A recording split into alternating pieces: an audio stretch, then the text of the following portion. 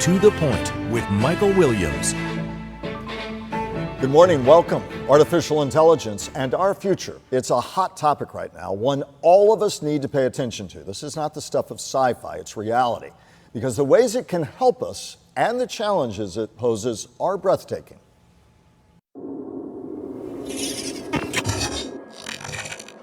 This is mind-blowing.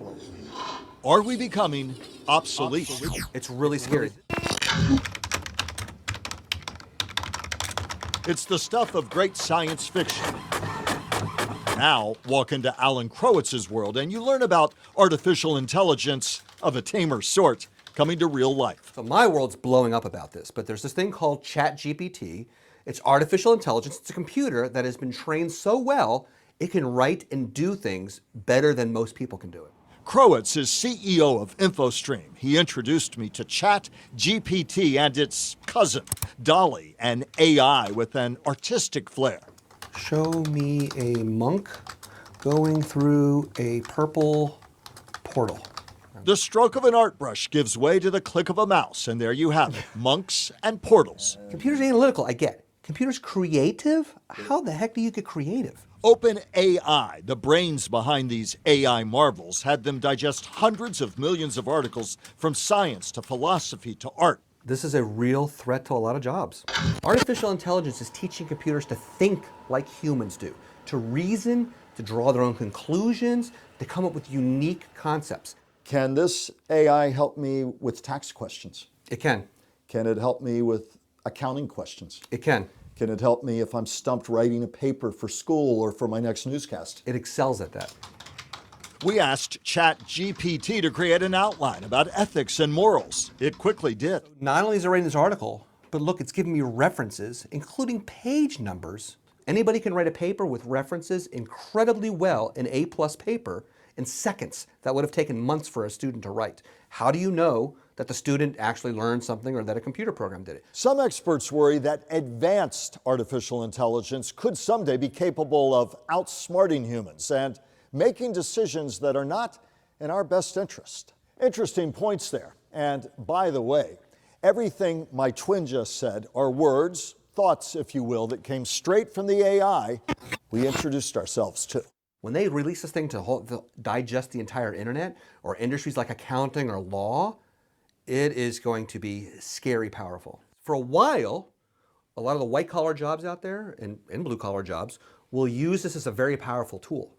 But what happens when the tool becomes more powerful than the wielder of the tool? All right, I am here with the real Alan Crowetz, President and CEO of Infostream. Where do I go pull the plug on this thing? We talk about, but it's no laughing matter. This is not the stuff of sci-fi. It's here. ChatGPT is evolving, and others are going to come out with their version. Let's talk a little bit, first of all, for those just being introduced, as you did in that great outline. Talk about the positives, how it's going to help our lives, then we'll talk about some of the other concerns. Where are the things you most initially see AI helping us now and continue to help us in our everyday lives? So the big one right now that it's a big positive is in research. You can ask it an enormous amount of topics, and it goes into detail. It can educate you. It can help you with a problem. So as far as research and having a virtual expert available at your fingertips, it's great at that. I asked you about taxes, and you'd said right before we went to air, you said there's things it's doing now, things that it can do that maybe a paralegal did. Talk about those kind of things we would normally have thought were outside the purview of AI. Yeah, so the real threat here is we know robots have been taking blue-collar jobs and things of that nature. Auto manufacturing is an example. Welding cars better, assembling them quicker with less problems. But we're really shocked to find out that white-collar jobs are at risk. A great example is ChatGPT passed the multi-state tort reform bar exam. So it can write pleadings and things of that nature as well as a paralegal and as well as some attorneys can. And that's just one of millions of things that it can do very easily. But paralegals and attorneys say, but it doesn't have my sense of conscience and of creative thought and experience. That's a great one. So based upon the same engine, this GPT engine, there's a site called DALL-E, which does artwork. Right. You can invent and say basically anything that you can creatively think of, and it can make it. Now, this is not pulling existing pictures off the internet. This is custom, unique, self-designed artwork that the computer makes. And we talked about the fact that whether it's tax returns, it can be programmed to do the basic one, and most people across America have a fairly basic return. So all of these kind of things that we thought were only the province of us, of humans, not so much. Where does that take us? That's a good question. So I think phase one will be white collar and professionals and experts will use this as a tool. You talked about that. Yeah, make the doctor a better doctor, make the lawyer a better lawyer. But at some point, we're going to have to start asking ourselves, is the assistant better than the professional? Do you think we're getting there? That seems even sci-fi to me, and I love sci-fi, and I love reading this concept. Everybody keeps telling me, oh, 20, 30 years from now, you're right, maybe this will, maybe. No, right now, this can write graduate level research papers. You can specify how long you want the article, if you want research points, you want references, things. You can say, write it like a pirate, write it as a poem, all these things are no effort for the program. Already, it can do things better than a lot of professionals. And this is just the tip of what's about to come out in the next year or two. So how do we handle that? How do we move forward as a society with that? I've read a lot of articles that if work becomes devalued or the need for it, there's been a lot of talk about, do we someday look at universal basic income because so much more work will be taken away? Yeah, it's pretty shocking. Capitalism has really made this country excel and free, and people having expertise and working towards their jobs. What happens when all these jobs and these forefronts are being taken by something that can do better? Now, in many ways, that's a great thing. It can do a better job. It can help people for less money, more accurately, more professionally. But what do you do when people no longer need to work on certain professions? Will we end up do you already see the effort to put human constraints on this because of those concerns? For instance, unions that argued we have to have this amount of work that's still appropriated to us on the factory floor, things like that, because it becomes insidious. I picked up my smartphone the other day and said, none of us gave a second thought to the fact that GPS is a great tool. But what about the person who used to physically print all those maps?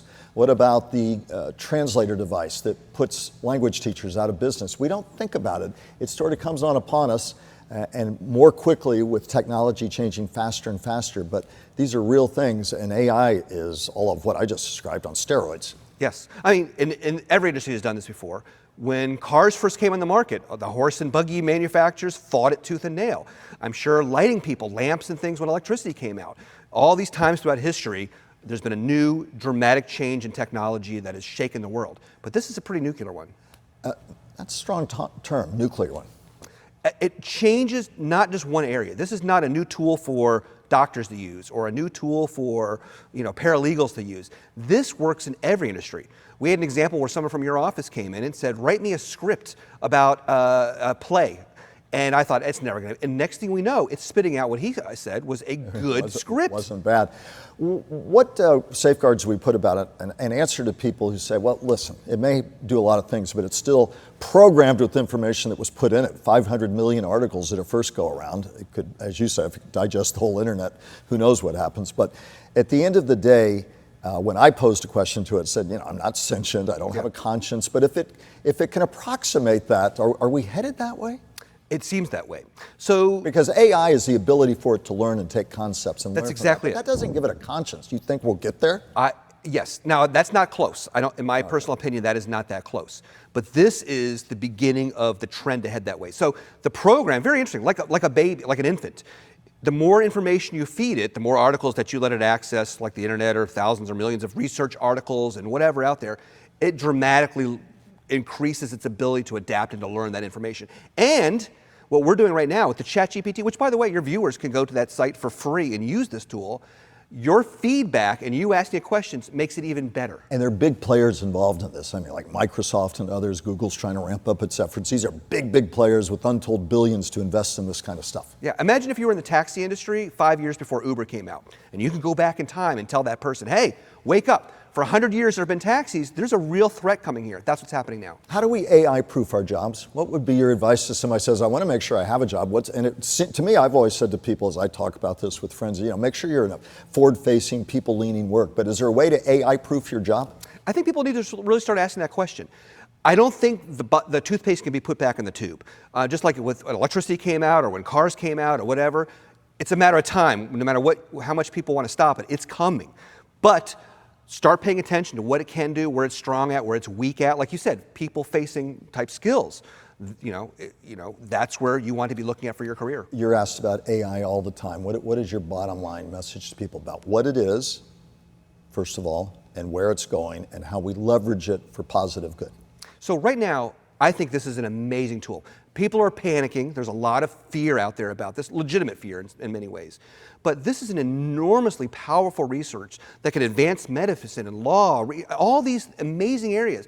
You can have a kid at home who can become an expert on subjects as if they've taken a college class in very little time. This is an excellent, amazing tool. Now, down the road, we don't know where these fears are going to lead. It could become a bigger and bigger problem. But right now, this is a pretty amazing application that we have. And last quick question, some said we'll have to put markers. You've said this to me, perhaps markers on it that will say that was human considered thought or a human considered project or a piece of art.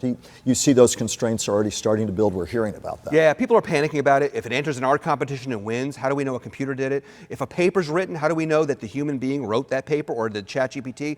So they're embedding things, or there's a lot of talk about how to embed hidden signatures in it that tell other people that this has been written by an artificial intelligence. Ironic, we invented AI, now we've got to learn how to live with it. Exactly. And there will be positives of that, there'll be job challenges, but it's not going away, and we all need to pay attention to the advances of it right now. That would be your takeaway. Exactly.